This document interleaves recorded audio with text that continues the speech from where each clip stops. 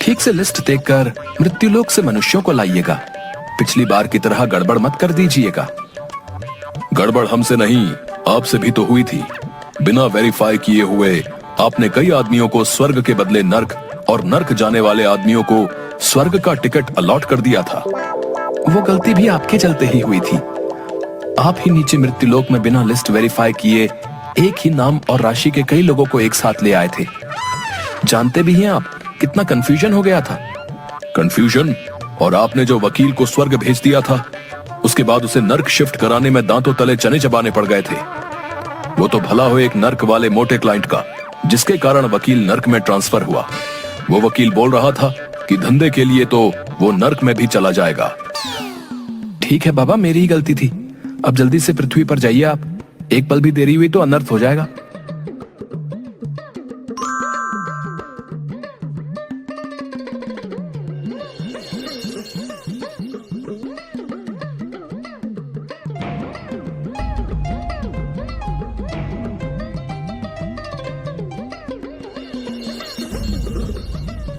बेटा महेश, ये कवि तो अभी कविता सुना रहा है, लेकिन इसकी अभी अकाल मृत्यु है।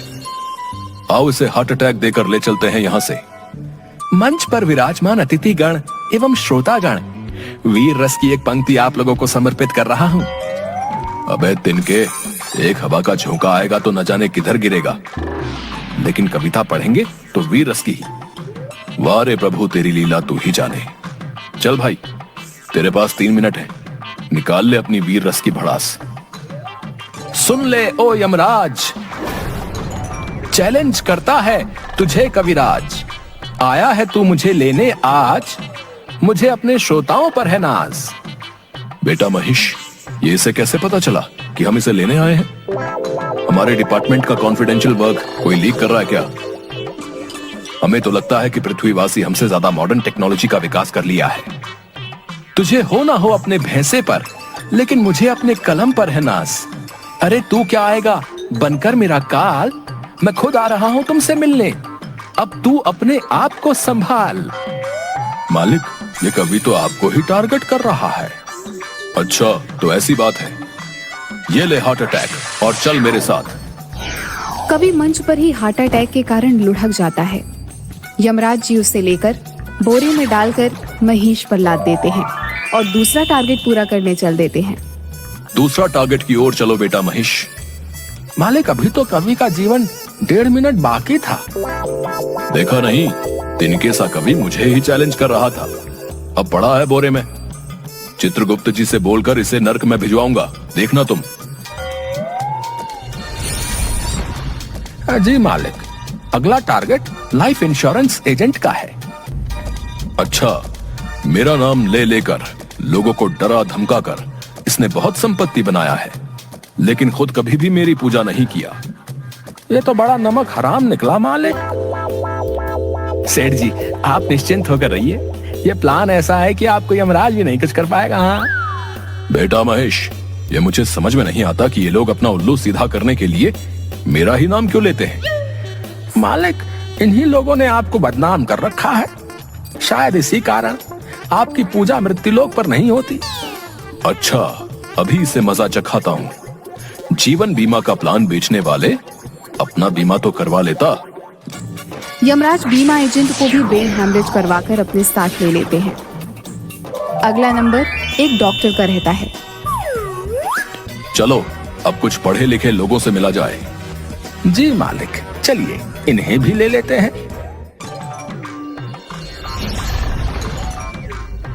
देखो भाई, तुम्हारे पेशेंट की हालत बहुत ही क्रिटिकल है। अगर 24 घंटे के अंदर ऑपरेशन नहीं हुआ तो यमराज ही इसका मालिक है। लेकिन इसको तो मामूली खांसी हो रहा है बस। डॉक्टर तुम हो या मैं? ये खांसी मामूली नहीं है। गले में फंगस, बैक्टीरिया दोनों ने एक साथ अटैक कर दिया है। लेकिन इसके लिए आपने culture test, HIV test, x ray, CT scan, इतने सारे टेस्ट क्यों लिखवा दिए हैं? इसलिए आप लोगों को कहता हूं, अपने से डॉक्टर बनने की कोशिश नहीं करें। मैं कोई रिस्क नहीं लेना चाहता। क्रिटिकल केस है पेशेंट का। चलिए अब काउंटर पर जाकर 2 लाख रुपया जमा करवाइए। और 6-7 लाख रुपए का इंतजाम कर लीजिएगा। अब लेकिन इतना पैसा कहाँ से लाऊंगा? आप एक बार ठीक से चेकअप कर लीजिए प्लीज। मुझे नहीं लगता कि ऑपरेशन की जरूरत होगी। मैंने अच्छे से चेकअप कर लिया है। जाइए पैसे जमा कर और पैसे का इंतजाम कीजिए। अपने पेशेंट का यमराज नहीं बनिए। देख रहा है ना बेटा महेश, किस तरह इन लोगों ने मेरा नाम बदनाम कर रखा है। इस डॉक्टर को तो अब एक पल भी जिंदा नहीं छोड़ सकता।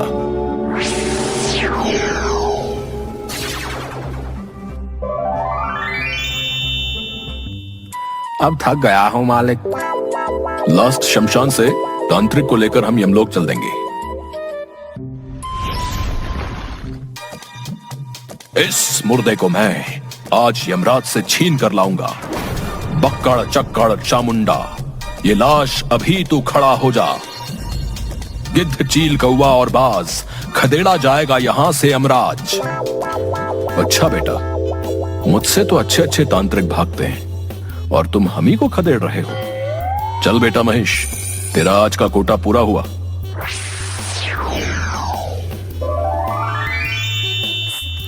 इस तरह यमराज कवि, एजेंट, डॉक्टर और तांत्रिक को लेकर यमलोक चले जाते हैं। लेकिन सब उल्टा पुल्टा हो जाता है। वहां पहुंचते पहुंचते उनका लिस्ट बदल जाता है। पता चलता है कि इन लोगों की जिंदगी अभी बाकी है। जो ओरिजिनल लिस्ट चित्रगुप्त जी ने दी थी, उससे यमराज का लिस्ट एकदम मैच नहीं कर रहा था। किसी तरह इसकी जानकारी उन चारों को लगती है, तो चारों स्वर्ग और नर्क के गेट के पास आंदोलन करने लगते हैं।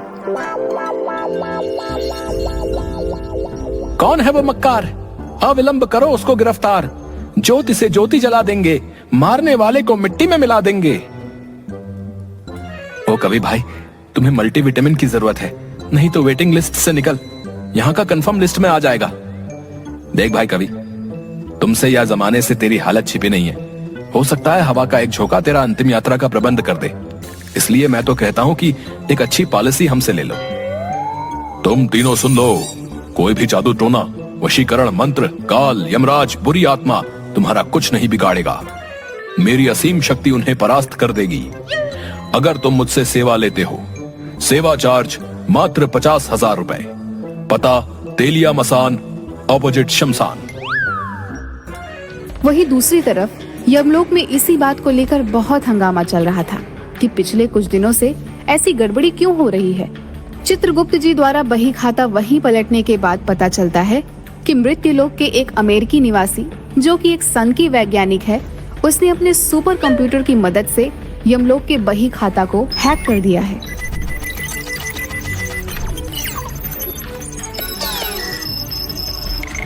ओह, अब क्या होगा? देखता हूँ क्या हो सकता है। इन चारों को यमलोक लाए कितनी देर हुई है? 3 मिनट। पहले बिना समय गवाए इन चारों को मृत्युलोक छोड़कर आइए। अगर किसी ने अंतिम संस्कार कर दिया तो अनर्थ हो जाएगा। यमराज तुरंत उन चारों को लेकर महेश पर लाद कर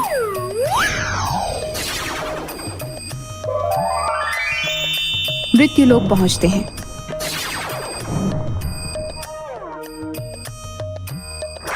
और उन सभी को उनके उनके शरीर में वापस भेज देते हैं। उनके परिजन, जो उस समय रो रहे थे, विलाप कर रहे थे, उन्हें वह जिंदा पाकर बहुत खुश होते हैं। यमराज वापस यमलोक पहुंचकर सन की वैज्ञानिक यमलोक के बही खाते के साथ छेड़छाड़ किया है, इसलिए उस सन की वैज्ञानिक को दंड मिलना चाहिए। हम चाहें तो अभी के अभी उस सन की वैज्ञानिक और उसके टेक्नोलॉजी को नष्ट कर दें, लेकिन हमारा हाथ भी सिस्टम से बंधा है। उस सन की वैज्ञानिक को मजा चखाने के लिए आपको पृथ्वीलोक पर जाना होगा। यही ठीक रहेगा। मैं अभी ही अपने महेश को लेकर निकलता हूँ पृथ्वीलोक के लिए। रुकिए, ये नक्शा ले लीजिए ताकि उस वैज्ञानिक को खोजने में आसानी हो। उसका सारा बायोडेटा लिखा हुआ है इसमें। यमराज और महेश दोनों अपना अपना गेटअप चेंज कर लेते हैं। यमराज जी अपना नाम यम्मू और महेश अपना नाम भैंसू रख लेता है।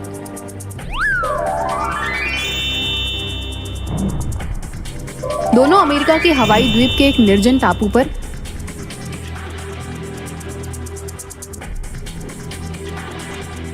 वैज्ञानिक को सबक सिखाने के लिए पहुंचते हैं। सिक्योरिटी से बच बचाकर दोनों वैज्ञानिक के लैब के पास पहुंचते हैं। तभी तभी एक गार्ड उन्हें देख लेता है। यह कौन है वहां? अंदर कैसे आ गए? सिक्योरिटी! हाय भैया, कैसे हो? अरे अरे अरे भाई, तुम भी इंडियन हो का? हाँ भाई, हम हैं यम्मू और यह है महेश। वैसे तुम भारत में कहाँ से हो गार्ड भाई? अरे हम तो बिहार से हैं। वैसे तुम लोग कहाँ से हो भाई? ये तो गजब होई गवा, हम सब भी बिहार से हैं। अरे ला मर्दे, तनी खैनी खिला। बहुत दिन हो गईल आपन बिहारी खैनी खायल। अमेरिका में बिहारी जैसन खैनी कहाँ मिलेला? यहाँ के वर्जीनिया खैनी और सिगार में उदम नहीं खे। ये बात तो 100% सही बोला रहा कि इहवा के खैनी में उहवा जैसन मजा ना बा। इला काल ही एगो चाचा से मंगाई ले बानी। इला हमार खैनी खा के देख, मर्दे खांटी बिहारी खैनी बा।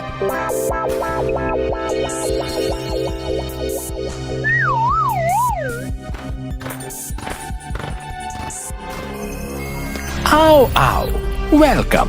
तुम दोनों की एक्टिविटी मैं अपने सुपर स्मार्ट कंप्यूटर पर मेन गेट से ही देख रहा हूँ। जिस तरह से तुम दोनों ने मेरे सिक्योरिटी और गार्ड्स को चकमा दिया है, मैं तुमसे मिलने को और बेचैन हो गया था।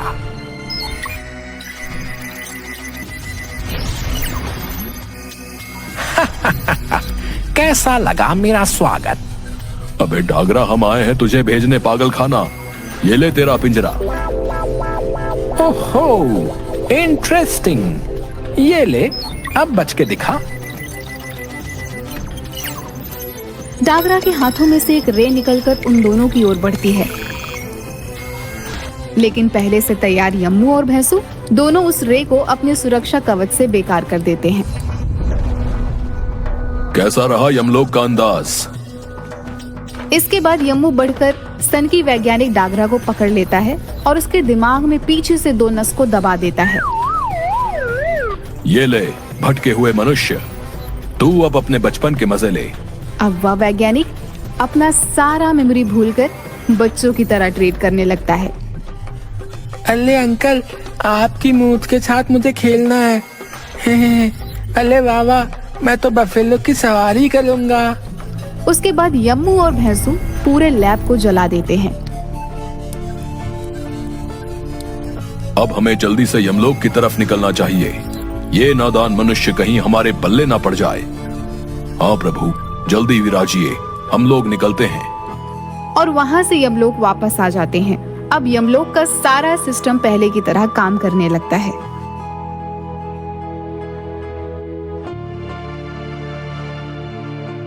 क्यों चित्रगुप्त जी, मानते हो ना कि यम है हम? सब कुछ नॉर्मल करके सिस्टम सही कर दिया। जी प्रभु, तभी तो आप यमलोक के कर्ता धर्ता हो। आपकी जय हो।